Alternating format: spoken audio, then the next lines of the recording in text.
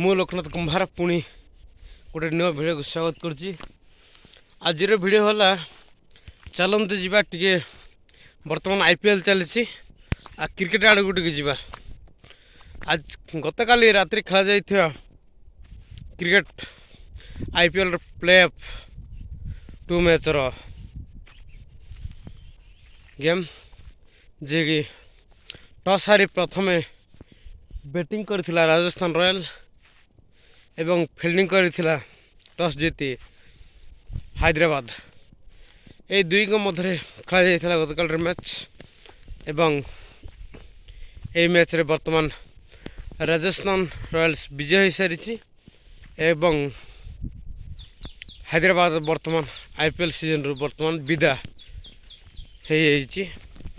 ଏହାରି ଭିତରେ ଗୋଟେ କଥା କହିବା ବୈଭବ ସୂର୍ଯ୍ୟବଂଶୀ ଯିଏକି ନିଜର ଆତସବାଜି ଆକସ୍ମିକ ବ୍ୟାଟିଂ ବଳରେ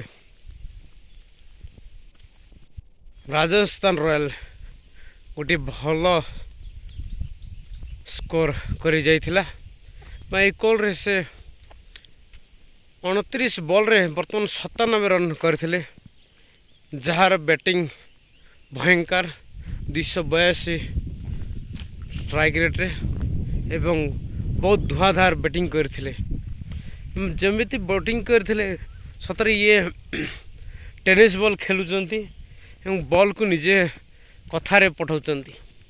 ଯେମିତି ବଲ୍କୁ ପ୍ରହାର କରୁଥିଲେ ମନେ ହେଉଛି ବଲ୍ ତାଙ୍କ ଆଗରେ କିଛି ନୁହେଁ।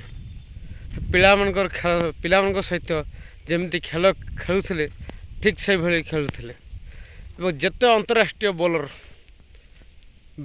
ବୋଲିଂ କରୁଥିଲେ ଗତକାଲି ସମସ୍ତଙ୍କର ମୁଣ୍ଡ ଗୋଲ ଏବଂ ସମସ୍ତେ ଅନ୍ଧକାର କ'ଣ କରିବେ ବୈଭବ ସୂର୍ଯ୍ୟବଂଶୀକୁ।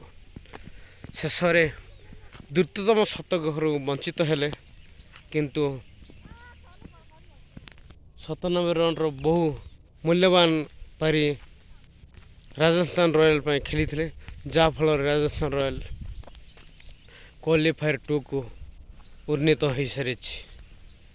ଦେଖିବାର କଥା ଦ୍ୱିତୀୟ କ୍ୱାଲିଫାୟାର ମ୍ୟାଚ୍ରେ କେଉଁ ପ୍ରକାର ବ୍ୟାଟିଂ କରୁଛନ୍ତି ବୈଭବ ସୂର୍ଯ୍ୟବଂଶୀ। ଆପଣଙ୍କ ମତାମତ ନିଶ୍ଚୟ ଦେବେ। ରହୁଛି।